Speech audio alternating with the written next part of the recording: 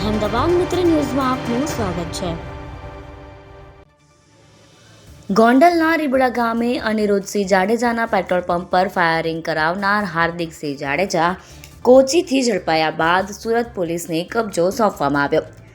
ત્યારબાદ હવે ગોંડલ પોલીસે રીબડાના ફાયરિંગ કેસમાં હાર્દિકસિંહનો કબજો મેળવી રિમાન્ડ પર લીધો।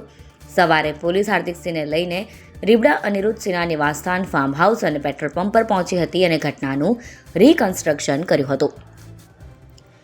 હાર્દિકસિંહે ફાયરિંગ કરાવતા પહેલા આ તમામ સ્થળોની રેકી કરી હતી અને પછી 2 સાગરીતો મારફત અનિરુદ્ધસિંહ રીબડાના પેટ્રોલ પંપ પર ફાયરિંગ કરાવ્યું હતું। રિકન્સ્ટ્રક્શન સમયે પોલીસે સવાલો કરતા હાર્દિકસિંહ પોપટ બની ગયો હતો અને બનાવ પહેલા કઈ રીતે રેકી કરી હતી તેની વિગતો આપવા લાગ્યો હતો। ફાયરિંગ બાદ ફરાર થયેલા હાર્દિકસિંહને સ્ટેટ મોનિટરિંગ સેલની ટીમે 18 દિવસની મહેનત બાદ 11 ઓગસ્ટે કેરળના કોચીથી ઝડપી પાડ્યો। હાર્દિકસિંહ ગુજરાત હાઈકોર્ટમાંથી વચગાળાના પેરોલ મેળવી ફરાર થઈ ગયો હતો અને ગોંડલ, સુરત સહિતના અનેક ગુનાઓને અંજામ આપી રહ્યો હતો। તેની સામે હત્યાની કોશિશ, લૂંટ, અપહરણ સહિત કુલ 12 ગુના નોંધાઈ ચૂક્યા છે।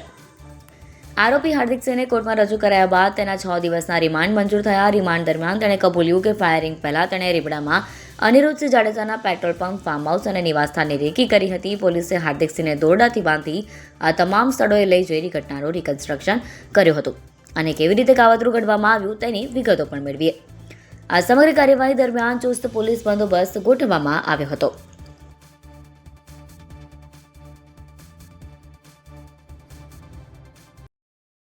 અહેમદાબાદ મિત્ર ન્યૂઝની યુટ્યુબ ચેનલને સબસ્ક્રાઇબ કરો અને બેલ આઇકોન જરૂરથી દબાવો, જેથી દરેક મહત્ત્વના વિડીયોની નોટિફિકેશન તમને મળતી રહે।